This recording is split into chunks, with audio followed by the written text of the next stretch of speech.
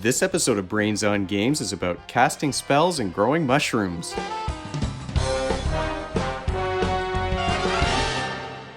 Welcome to Brains on Games. I'm Dr. Brian McDonald. In this episode, we're going to preview a game that's all about wizards growing mushrooms in the forest to develop their elemental powers. It's a game that's coming up on crowdfunding soon, and I'll put information about the campaign in the show notes below this video. This is a game that was sent to me recently by the folks over at Headblown Studios, and it is a game called Mushroom Sorcerer. Now, Mushroom Sorcerer is a game for between 1 and 4 players. You can play it with kids age 14 and up, and a game takes anywhere between 45 minutes to an hour and a half. Let's take a deeper look at Mushroom Sorcerer. Now, Mushroom Sorcerer is a big game. It takes up a lot of space on the table, and I'm crowded in here today.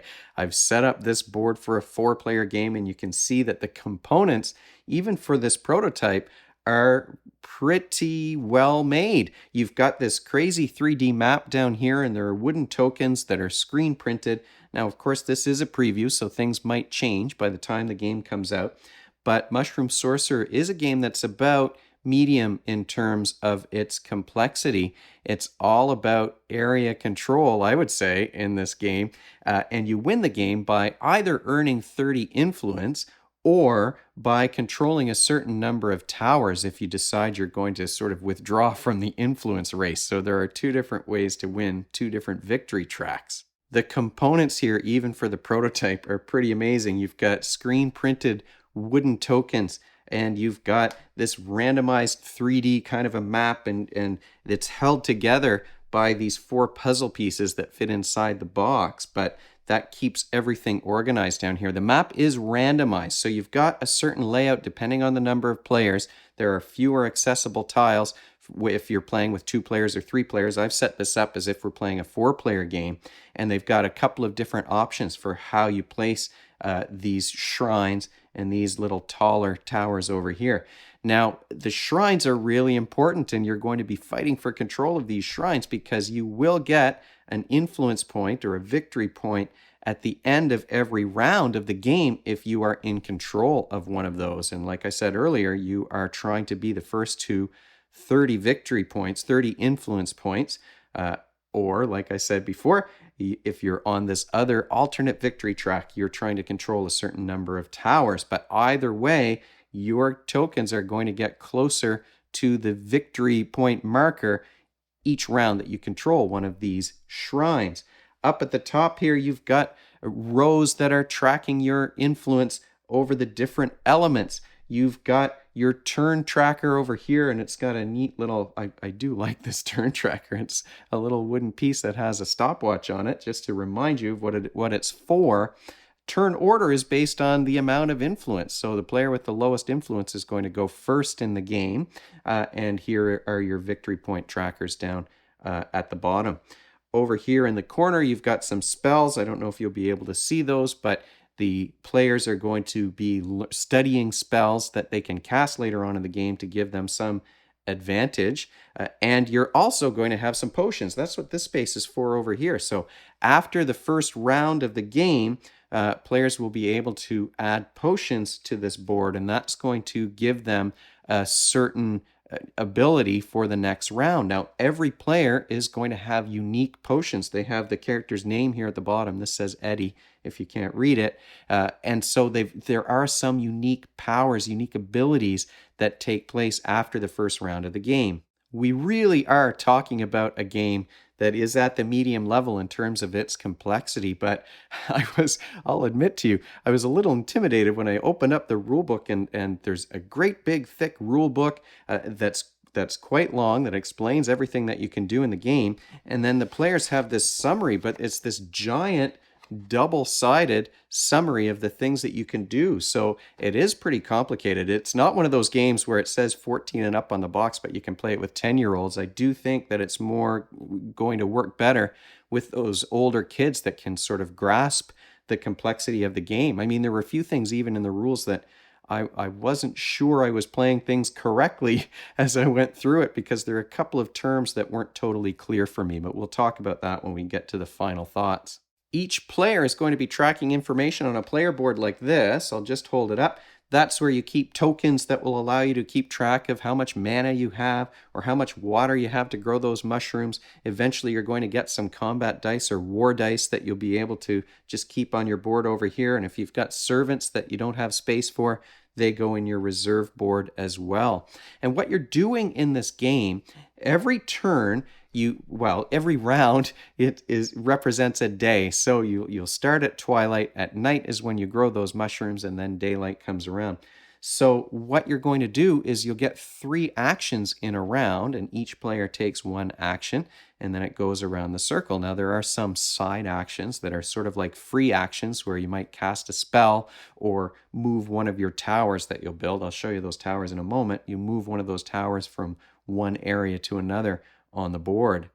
What are those actions that you're going to be doing 3 of as you play through the rounds in this game? Well, you can grow these GUs, they're called GUs, which are these little mushroom towers that will give you some sort of elemental ability once you grow them. Now, if I'm growing a tower, I spend a water droplet to put it on an unoccupied space on the board, and I'm going to get whatever resource happens to be on that space if I'm the first one to occupy it. So this is 1 little mana. You spend mana to cast spells. I might actually have preferred to put it at the beginning of the game. I want more water so I can grow more of these towers, but I'll put it on the mana space here. They've got water drops on some of those other spaces on the board.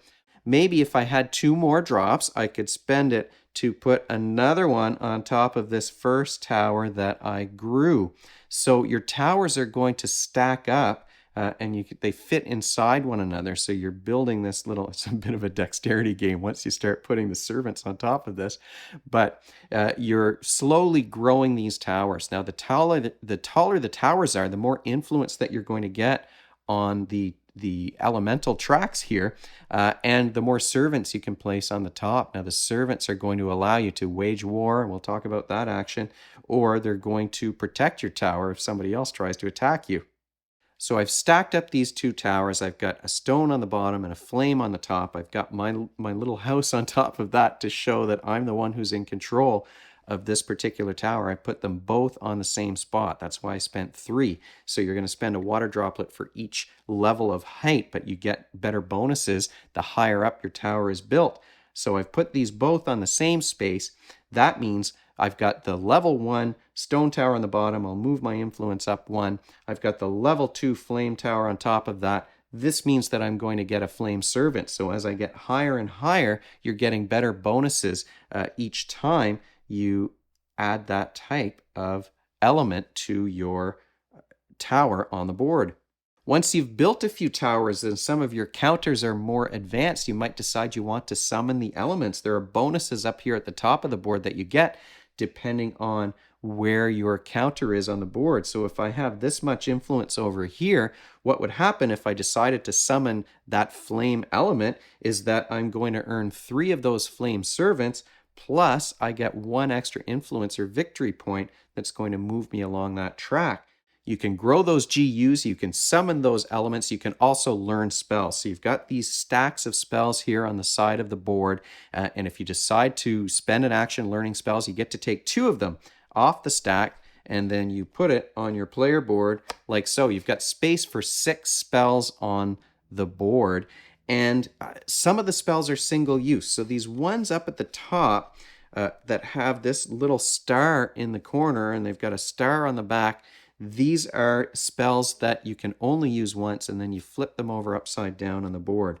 One thing that wasn't, well, one thing right away that you can see if you look at these spells is that there's the only thing that differentiates a summoning spell from the rest is the stack that it's in at the beginning and this little tiny star at the top. I sort of wish that maybe these ones were a different color so you could tell which ones are single use and which ones can be used once per turn. The other thing that we weren't super clear about when we played the game, our decision, I'll tell you what our decision was, but sometimes you earned an ability like this one. This says Stone Harmony, and whenever you grow a stone GU on the board, you get a stone element. Now, what does that stone element mean? Some of the elements are clear. You might earn some mana or earn a water drop or something like that. the way that we interpreted earning an element, because it wasn't super clear for us, and might just be me, it wasn't super clear for us from the rule book, is that we acted as if it was a summon element action. So you would earn where, if my stone guy was over here, then I would earn those 3 stone servants and 1 influence point. But the rules aren't, every time they reference these harmony spells, they just say you earn an element. And what does that mean? I had a tough time figuring that out from the rule book.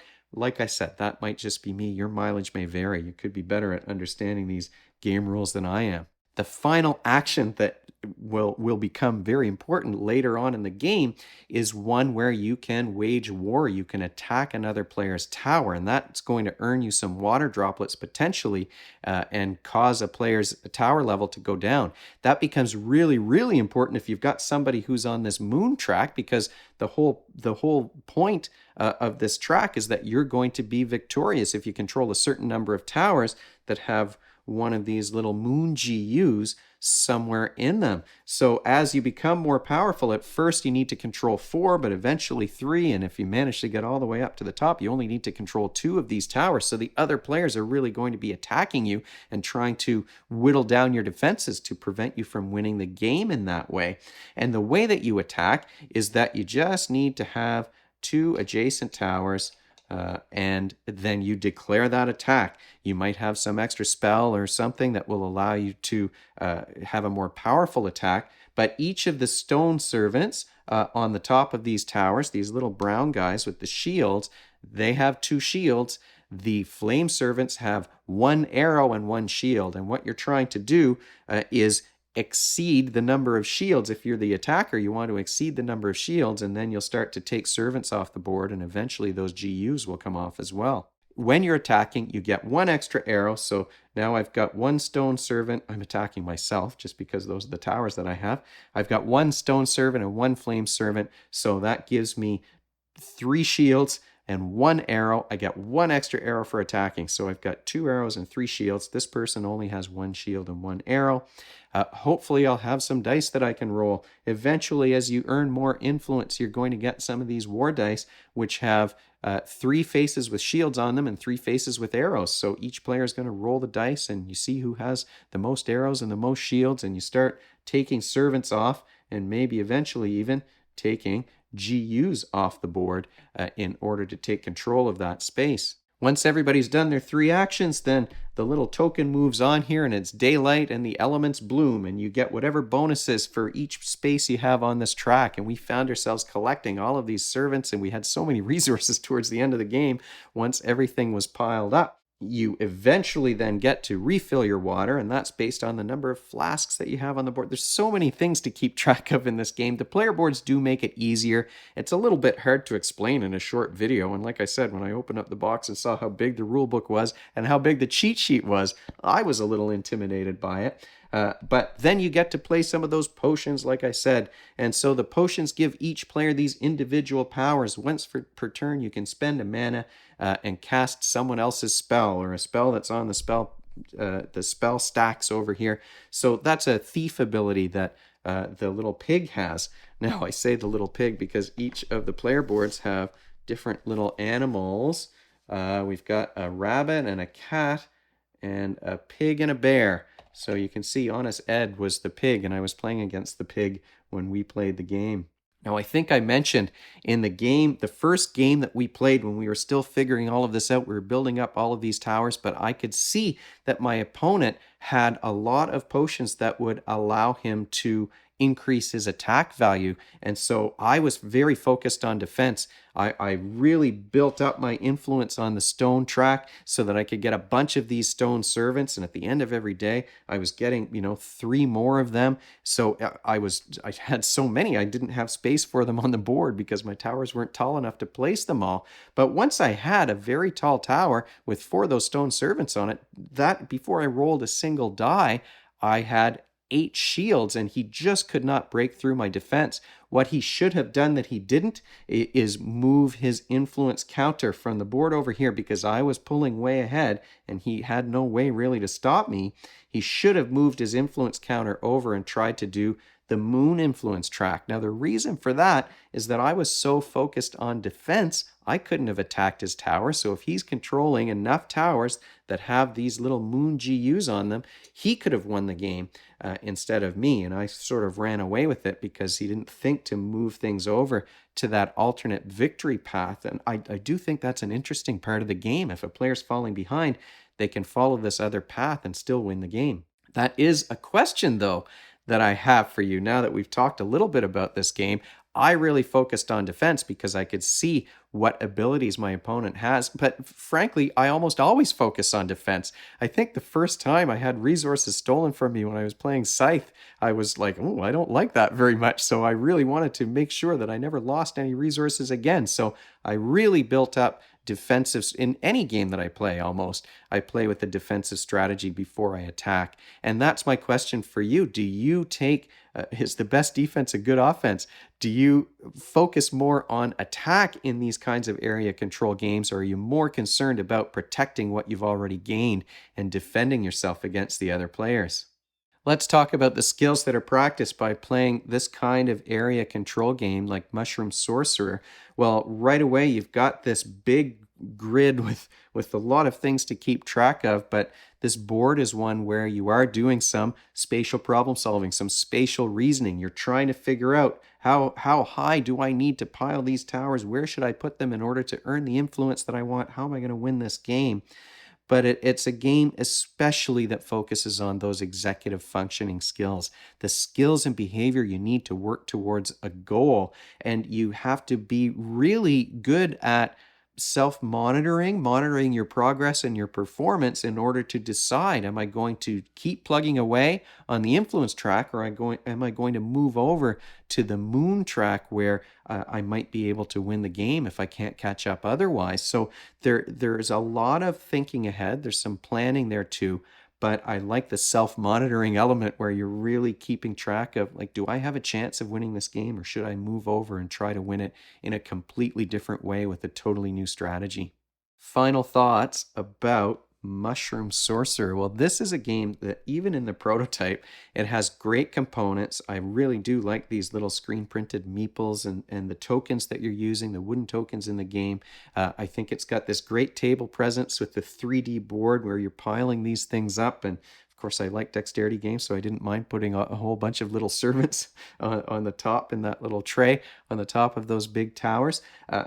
I like too that it really is a race. And it reminded me where you've got these hexes and it's area control, and there's some hexes that are going to give you victory point bonuses, and you're trying to get those points as fast as you can. It reminded me a bit of a game I really like called Rise of Tribes that I think I talked about on the show before. But that race is one that I really like, and you're not eliminated if you fall behind because you've got that alternate track. So I think that was, for me, that was a really great addition to this area control game. There's so much going on, but you're not necessarily, if you're in last place, going to be the one who's automatically going to lose, because you could take a whole different path to victory. So I thought that was really allowed players to balance things off. Once you know the rules, it plays pretty quickly. Although I will say, that's sort of the downside, the complaint that I have, if any, about the game is one that there is a lot going on. There are a lot of rules, and I didn't find that the draft, the demo rulebook, defined every single term clearly enough for me. Now, again, that's just me. Other players might have been able to figure that out more easily. We did decide on a way. Both of us agreed when we played. I only played it at a 2-player count. Both of us agreed as we were playing, this is how we're going to do it. But it wasn't totally clear in the rulebook how some of those spells worked. And the glossary at the end really sort of just repeated what was basically on the spell. Okay, this water pouch means earn 2 water. So it was really that term elements. Does that mean you're summoning the element? Does that mean you're adding 1 point on the influence track? Does that mean you're gaining a stone servant or a lightning bolt or a water droplet? So the rules, I'm hoping, will be more clear in the final version of the game, and maybe there'll be a frequently asked questions list that'll clear things up even more. It might be intimidating for some players to have that great big rule book and the setup time. There's a lot of things to set up as you're playing through the game. So the big rule book I think might be intimidating. There's a lot to keep track of, but like I said, once you get used to it, it is a game that I think you'll be able to play through quickly once you figure out those 3 actions and what all of these different spells mean and how maybe even how they interact. Might take a couple of games before you're ready to play it in 40 minutes instead of an hour and a half.